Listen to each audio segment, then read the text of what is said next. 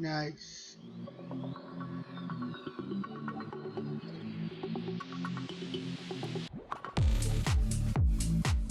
Cyberpunk 2077. You already know about the bugs, the glitches, the drama. I won't bring all that up again. This is about ignoring all of that and seeing it as the game it is. Now, I have a PC running an RTX 2070 paired with an i5 9600K base clock. So, aside from a few graphical glitches and some bugs here and there, I've only had like one game breaking bug. So, in my 30 plus hours of playtime, it runs pretty well for me. However, have to say, bugs aside, the hype wasn't worth it.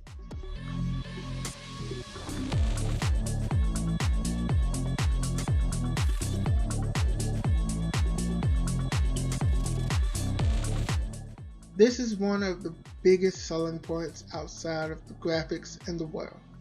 They put a lot of emphasis on being able to make your character your own. After all, this is where you will start your journey and instill the immersion. Any game with character customization, I try to make a character that's as much of myself or ideal self as I could into it. Elder Scrolls, Saints Row 3 and 4, The Sims, Final Fantasy 14 are just some of the games I spent up to an hour in the character customization screen. So imagine my disappointment when I was finished with my character in 10 minutes or so. First issue was the body type customization, or lack thereof. There's no height adjustment, no body weight adjustment, can't even change the facial structure. There's only one voice option for the male and female voices, which is fine. The attention to detail to translations and having to hire 2 or 4 more people to do the voice options will probably push the game back to like 2077 release date. The fact that the NPCs and the pedestrians are so diverse, with different body types, even having children walking around, but you can't be as diverse. Once getting into the game, after about an hour, I realized you can't really customize anything to make me feel more like I'm playing a version of myself. There's no clothing customization, car paint jobs, or weapon skins. The world of Cyberpunk looks like the best place to express one's creativity and uniqueness, yet, as the player, we don't get to.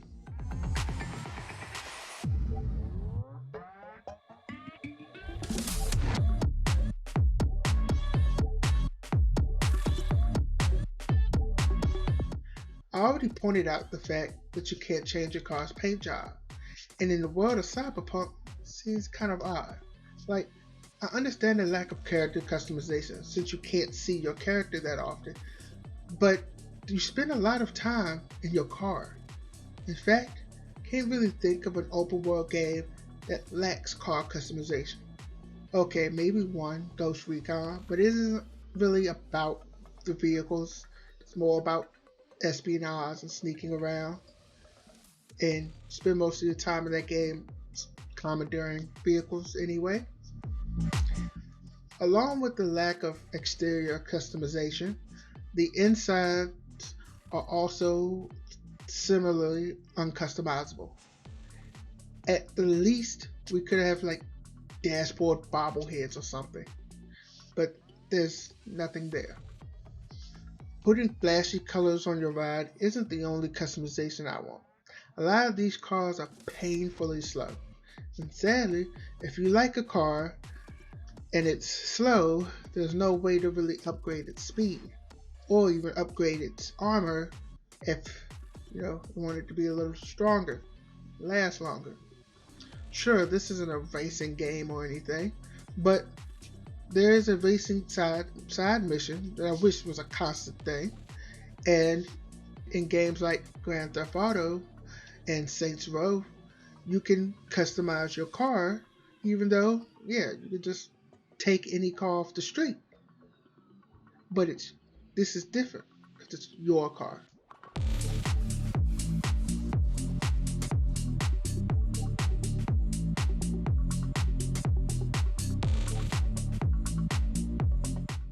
Most of the time, you don't really think about NPCs, pedestrians, traffic. That is until you realize they aren't too smart.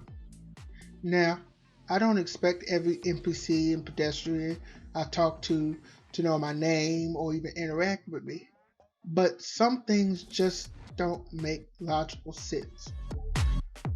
For example, cars stopping in the middle of the street for no apparent reason. There's nothing in front of them. There's no shooting, nothing hit them, they just stop. What's worse is when they stop in the middle of an intersection because one car wants to turn left, the other car wants to go straight, and they just both stop and will sit there for hours. Pedestrians will actually jump in front of your car instead of dodging if you actually pop your car onto a curb. Especially if they're standing with their back towards your car, they will jump backwards, duck down in front of your car as if you were shooting. It just doesn't make sense, and then now I have police chasing me through the city. Pedestrians and traffic aren't the only issues, though this could probably be fixed later with some updates, but the enemy AI is rather dumb. I'm not counting the bugged enemies since they will probably be patched out. I'm talking about the times where the enemies spend more time hiding from me than fighting. There was one mission where I was behind cover and coming out would put me in the direct line of sight of 4 enemies, and they would have just wiped me out right there. Not wanting to run out because I didn't want to die, I hid behind cover, popping up a few times, hoping they would pop out from cover too so that I could take them out from there. But nothing happened. So I stood up, walked around to the front of the cover. No shots fired. In fact, no one took a shot until I got to the closest enemy and took them out with a melee attack. Now the other 3 want to come rush at me with bullets flying everywhere.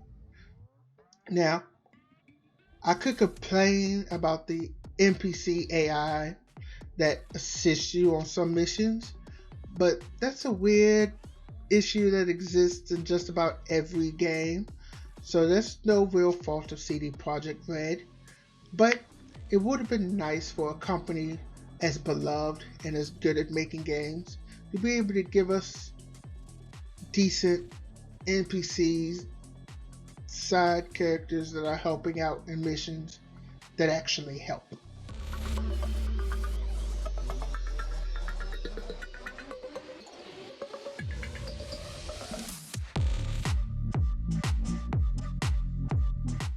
Last are a few small things that couldn't really put into the other sections, so I'm going to talk about them here. First, navigation. Navigation could use some work. I spend much of my time making U-turns or slamming on brakes, drifting through corners and flying through the air sideways because I missed my turn. The problem is the map is too small. So by the time you see your turn on the map, you've already passed it. That is, unless you're going the posted speed limit, and let's be real, in an open world game, who's driving the posted speed limit? Making money is not an easy feat.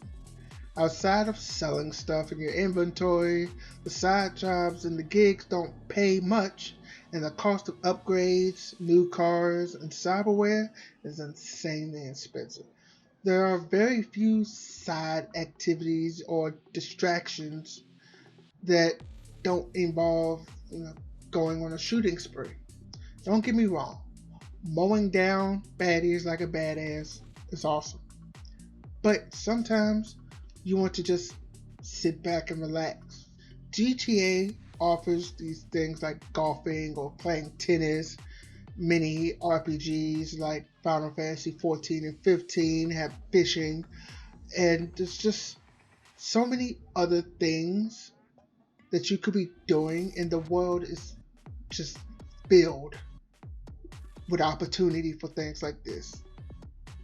But they don't seem to have anything else to do other than walk around and murder everybody. Now, speaking of distractions, the city is littered with arcade cabinets that you can't even interact with. Even if I can't play the actual game, it'd be cool to just see your character V play for a minute or two in some kind of cutscene and then go back to whatever you were doing. Also, as I mentioned earlier, we get a side mission with street racing. It would be awesome to be able to just join into these street races at your leisure. Anytime you just feel like not killing everyone. Mind you, this side mission does involve a passenger that is shooting at the other racers, but they could have took that element out and made like basic street racing in there too, just for fun.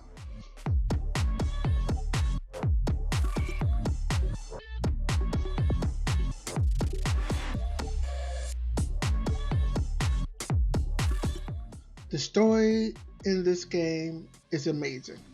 The world is interesting.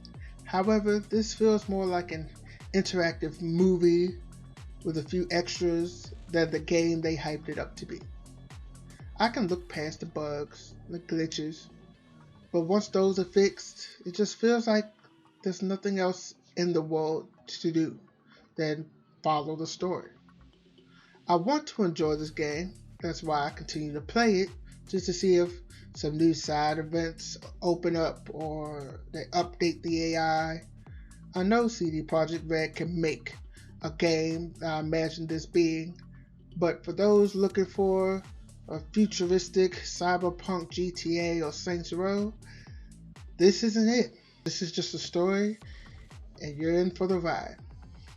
So, this is just one of a series I plan to call What's Really Wrong With, that will cover games, movies, tech, pop culture, past, present, and future. If you have anything you'd like to see, comment below. Don't forget to like and subscribe and hit the little bell so you get notified of all my future videos. I plan to do a lot of videos coming up in 2021. Hopefully 2021 is a better year than 2020 was, because so many things put a stop to this channel. So, for now, I'll leave you with this. Peace.